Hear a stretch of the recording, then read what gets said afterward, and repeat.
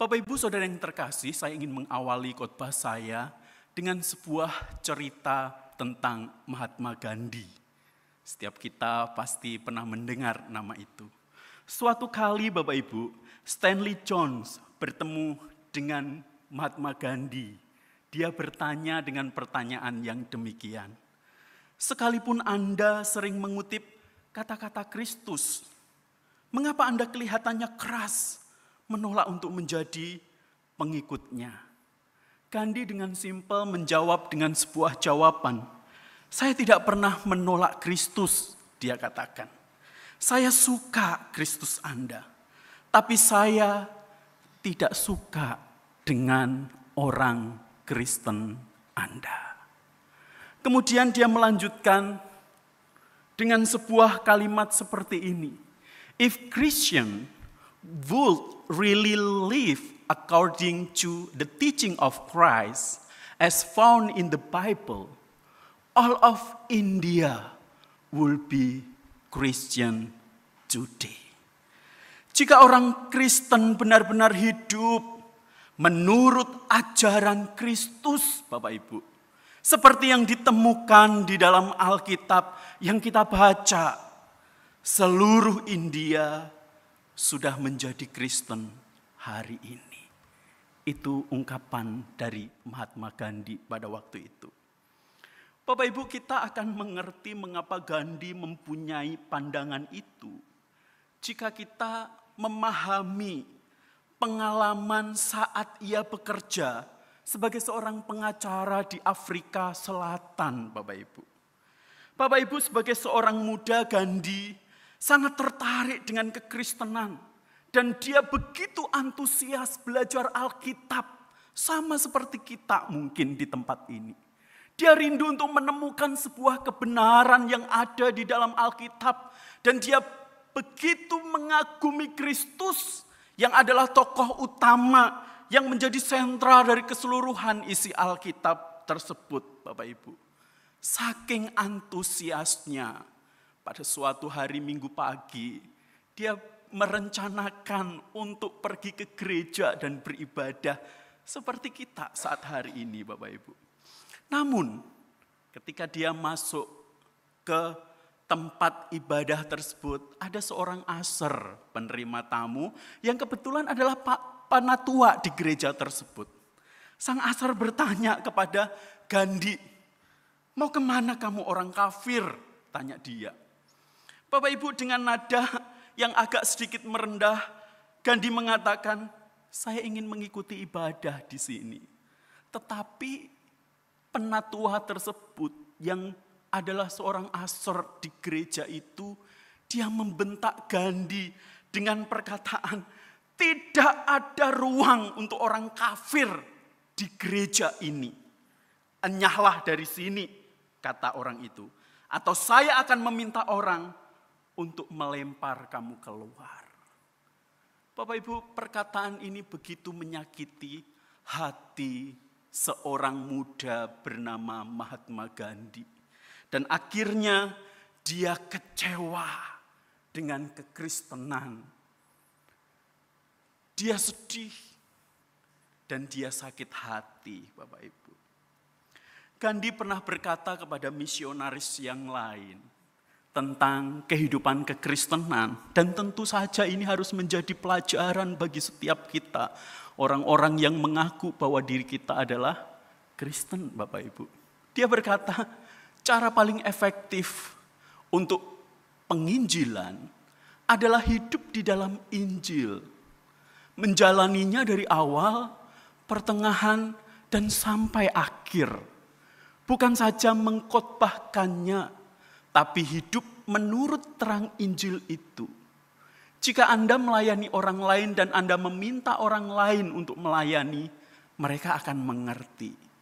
Injil itu lebih kuat kuasanya saat dipraktekkan, Bapak Ibu, ketimbang dikhotbahkan atau dibicarakan. Dan justru ini yang dilalaikan oleh seorang yang menyebut dirinya penatua yang saat itu menjadi aser di sebuah gereja. Bapak Ibu, sedikit banyak, bukankah apa yang pernah dilakukan oleh penatua gereja itu tadi dalam berbagai bentuk sebenarnya pernah kita lakukan di dalam sikap kita yang tidak berpadanan dengan Injil di dalam sikap dan kata-kata kita. Saya tahu semua kita di tempat ini sangat memahami bahwa kita merindukan bahwa Injil itu diberitakan kepada semua orang. Saya tahu setiap kita yang ada di tempat ini memiliki kerinduan yang begitu menggebu-gebu untuk memberitakan Injil kepada orang banyak. Namun justru kadangkala Bapak Ibu, sikap tutur kata kita malah menjadi batu sandungan bagi orang-orang yang ada di sekitar kita dan kemudian mereka menolak Injil. Hari ini kita akan sama-sama belajar bagaimana sesungguhnya Injil itu membawa sebuah transformasi yang benar dan sejati di dalam kehidupan kita. Seperti yang pernah Tuhan taruhkan dalam teladan kehidupan jemaat mula-mula yang kita tahu sebagai hari Pentakosta, Bapak Ibu. Hari di mana Allah Roh Kudus turun dan menguasai kehidupan seluruh jemaat mula-mula. Dan saya yakin dan percaya hari itu juga kita alami di dalam kehidupan kita saat hari ini. Bapak Ibu Saudara yang terkasih, para murid memulai pekerjaan mereka itu di bawah pimpinan Roh Kudus. Ini yang perlu kita perhatikan dengan seksama Bapak Ibu. Pada hari Pentakosta, sebelum mereka memberitakan Injil kemana-mana, ada satu momen yang sangat berharga dan satu-satunya terjadi, yaitu hari Pentakosta. Sesungguhnya hari Pentakosta itu adalah hari di mana mereka, orang-orang Yahudi, mempersembahkan korban sajian sebagai ucapan syukur atas hasil ladang mereka. Ya, dan Bapak Ibu, kalau kita perhatikan kejadian pada waktu itu di ayat yang kedua mengatakan, pada saat mereka sedang berkumpul di sebuah rumah, terjadi bunyi seperti tiupan angin keras memenuhi rumah itu.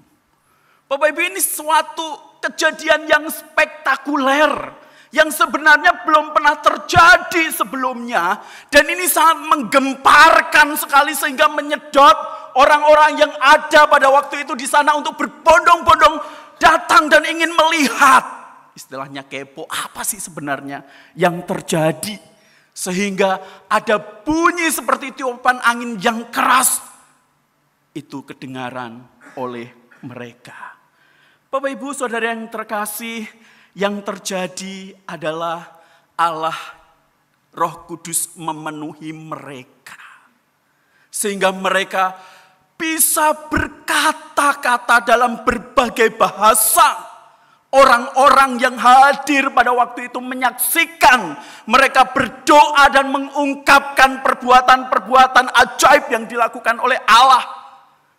Dan uniknya mereka orang-orang ini tahu bahasa yang dipakai itu adalah bahasa mereka, Bapak Ibu.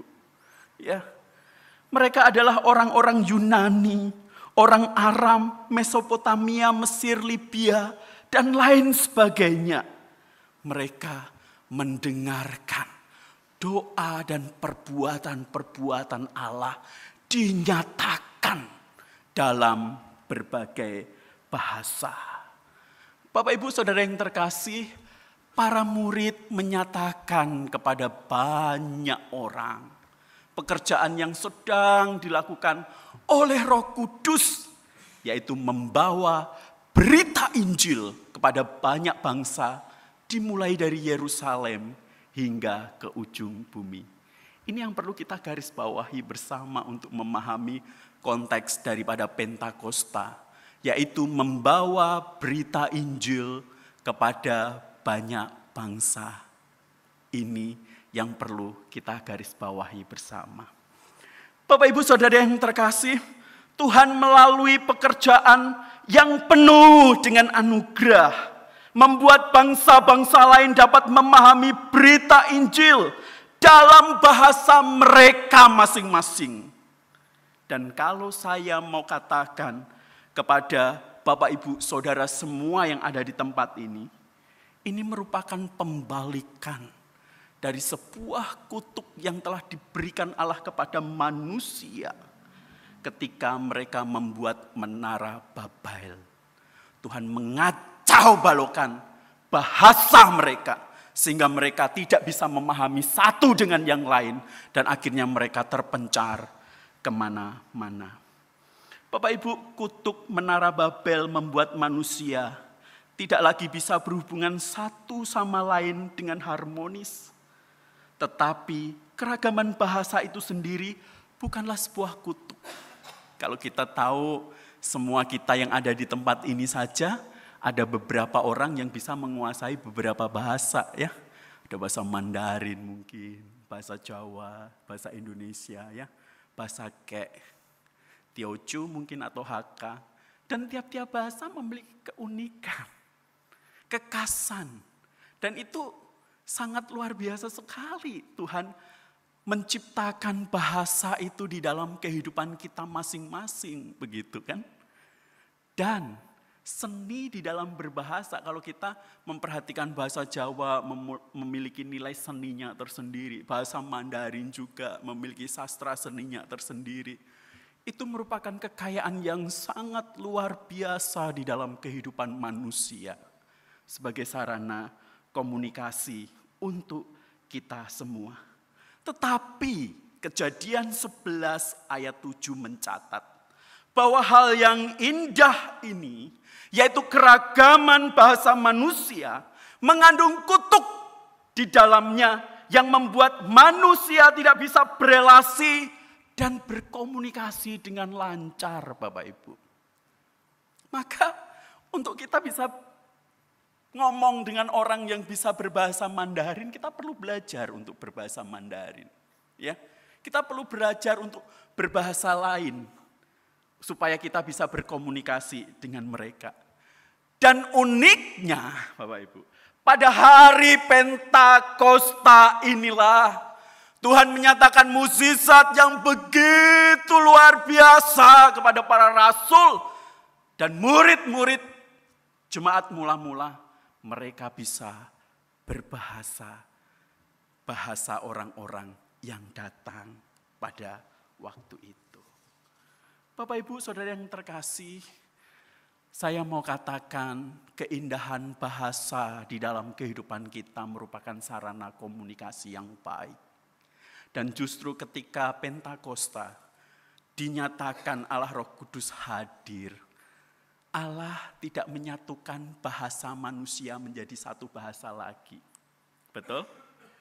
Tetapi justru Allah ya memberkati dengan karunia yang begitu luar biasa menyatakan mukjizatnya untuk orang-orang ini bisa berbahasa seperti yang mereka lakukan dan mereka bisa memahami bahasa tersebut. Bapak Ibu, kalau kita memperhatikan hal ini, sesungguhnya kita harus paham bahwa mukjizat yang dilakukan Allah ini bukanlah poin utama sebenarnya untuk menyatakan apa yang menjadi pesan Allah di dalam kehidupan kita. Kalau poin utamanya adalah bahasa, maka Allah akan menjadikan semua bahasa menjadi kembali seperti satu. Tetapi realitanya itu tidak dilakukan oleh Allah. Yang menjadi poin inti sebenarnya adalah berita Injil atau satu pesan yang bisa dipahami oleh semua orang dengan berbagai bahasa. Dan pesan itu satu, yaitu Injil keselamatan di dalam Kristus Yesus. Sehingga saya mau katakan di dalam renungan khotbah pada siang hari ini, kutuk menara Babel tidak adanya kesamaan berita dari Tuhan di antara mereka, meskipun mereka terpencar dalam berbagai bahasa.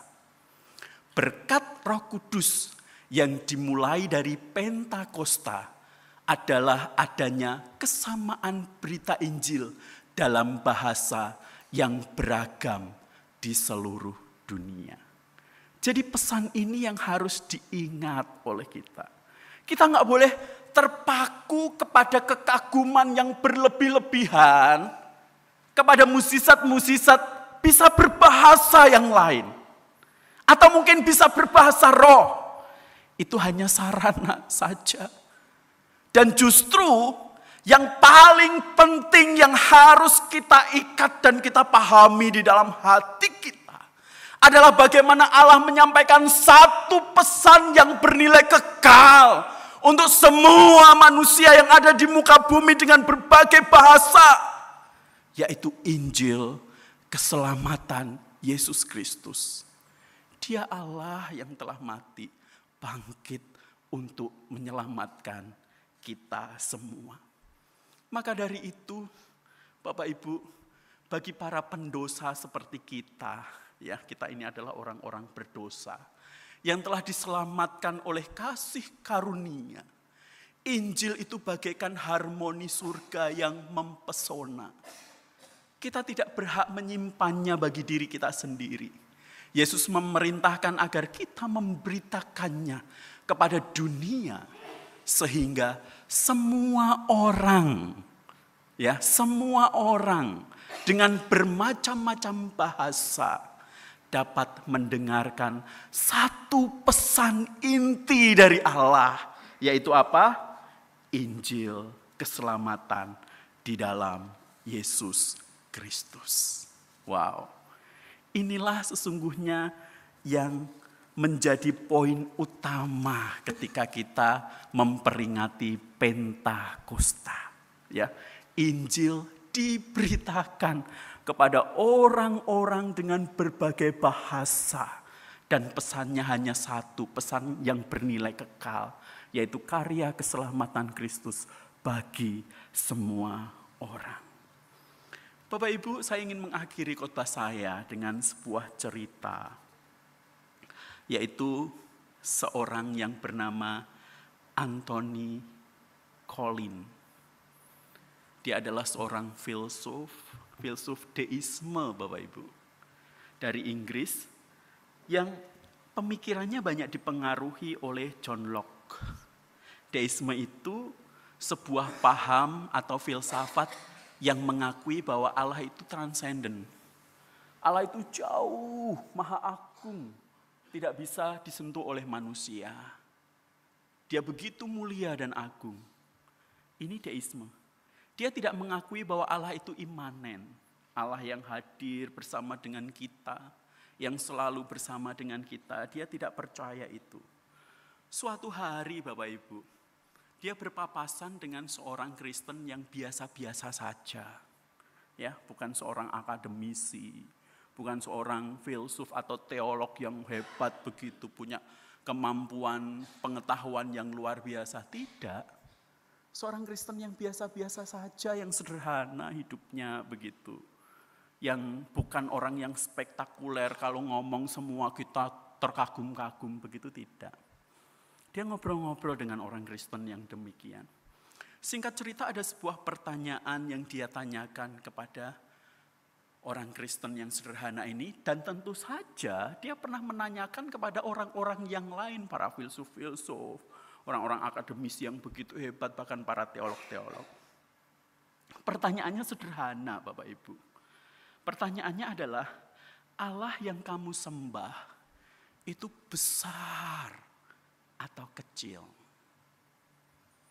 Allah yang kamu sembah itu besar atau kecil? Tentu seorang Kristen yang sederhana menjawabnya dengan bahasa yang sederhana juga kan.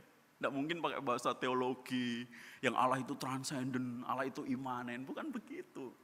Tetapi dia menjawab dengan bahasa yang sangat sederhana sekali dan dia berkata, dua-duanya, dia bilang, Allah begitu besar, Sampai langit yang mengatasi langit pun tidak dapat memuatnya.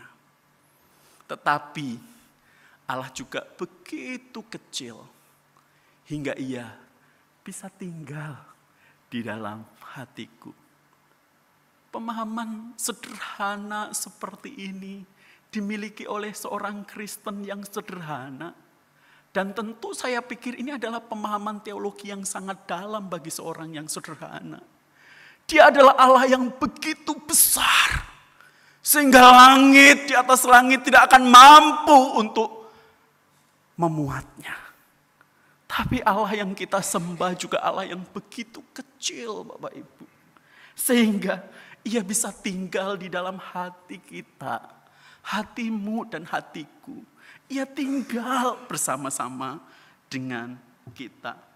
Bapak Ibu, jawaban ini begitu mengagetkan seorang filsuf yang bernama Anthony Collins. Sehingga ia kemudian hari dia menulis bahwa jawaban dari seorang Kristen yang sederhana ini memberikan pengaruh dan dampak yang begitu besar di dalam pemikiran dan filsafatnya. Pertanyaannya bagi kita, Allah itu begitu besar atau begitu kecil? Kita ingin memahami Allah dengan cara yang spektakuler atau dengan cara yang sederhana. Kalau seorang yang hebat seperti Anthony Collins saja bisa dimenangkan oleh Allah hanya melalui seorang yang sederhana, tentu setiap kita pun juga bisa untuk memahami Allah di dalam segala kesederhanaan kita. Bapak Ibu, bukankah seringkali kita sebagai orang Kristen, kita cenderung terkagum-kagum dengan hal-hal yang spektakuler yang kita temukan.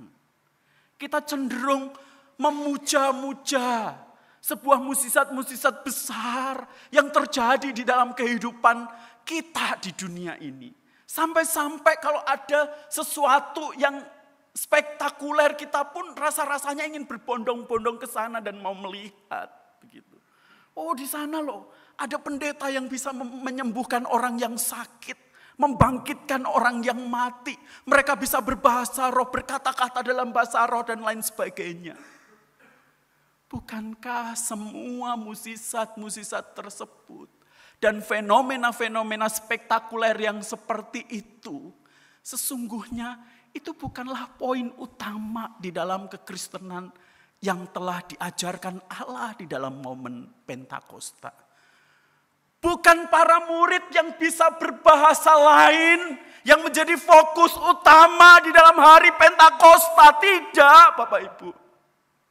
Tetapi bagaimana karya keselamatan Allah, Injil Yesus Kristus itu dipahami oleh semua orang.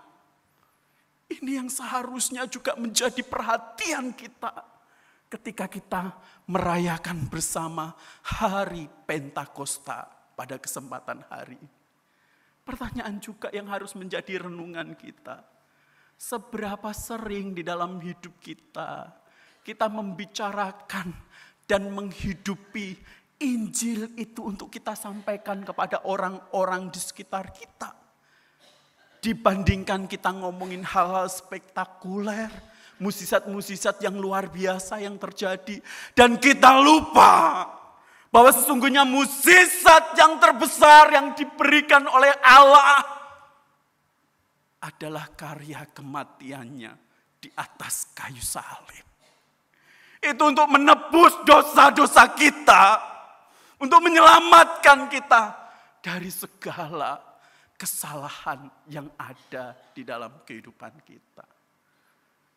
Bapak Ibu Saudara yang terkasih, maka setelah hari ini kita merayakan hari Pentakosta, mari transformasi yang benar dan sejati itu seharusnya bukan hanya kita pahami, tetapi kita hidupi. Poin utamanya bukan kepada hal yang spektakuler atau mukjizat-mukjizat yang luar biasa yang kita pahami dari kacamata manusia. Poin utamanya adalah Injil Kristus Yesus yang telah menebus dosa-dosa manusia itu dinyatakan kepada kita dengan kematiannya di atas kayu salib. Bapak Ibu, suatu ketika seorang ama di gereja kami itu datang bertanya kepada saya, "Muse, saya ini kan udah tua. Saya pengen sekali terlibat pelayanan. Pelayanan apa yang bisa saya lakukan, Muse?" Dia bertanya. Untuk orang tua yang jalannya aja udah pakai tongkat. Tidak mungkin sebagai hamba Tuhan saya melibatkan dia menjadi singer atau worship leader. Kayak contoh Yuda hari ini semangat sekali. Tak mungkin. Terus saya katakan kepada ama yang sudah berusia senja itu, Ama luar biasa sekali. Ama selalu berdoa, itu merupakan bagian dari pelayanan yang Ama lakukan. Satu hal lagi yang perlu Ama lakukan, Ama ceritakan tentang Yesus Kristus kepada orang-orang yang Ama temui, supaya mereka dapat mendengarkan Injil Ama. Ya, ajak mereka ngobrol, ajak mereka berdoa. Kalau perlu ajak baca Alkitab Ama, sama-sama Ama. Oh, iya Muse. Singkat cerita Bapak Ibu, seminggu kemudian dia datang lagi ke gereja dan dia berbincang sama saya. "Muse, kemarin saya ketemu dengan tetangga sebelah," dia bilang. "Dia lagi sedih, anaknya gak terlalu peduliin dia. Dia sakit hati sama anak-anaknya yang biarin dia, gak pernah jenguk dan lain sebagainya. Dia kecewa. Di dalam hatinya hanya ada keluhan dan rasa sakit hati." Terus saya ngobrol sama ama di sebelah itu. Saya bilang, "Yuk kita belajar bersyukur, kita berdoa, kita baca Alkitab." Dan Bapak Ibu tahu, ama yang di sebelahnya kemudian merasa sukacita karena menemukan Tuhan Yesus di dalam kehidupannya. Kalau ama yang sudah tua seperti ini bisa untuk memberitakan Injil melalui sikap hidup, kata-kata, berbagi hidup kepada orang lain, saya pikir semua kita di tempat ini jemaat Tuhan bisa melakukan hal yang serupa. Ingat Bapak Ibu, poin utama transformasi yang benar dan sejati itu bukan kepada hal-hal yang spektakuler dan mukjizat-mukjizat yang keren, tidak.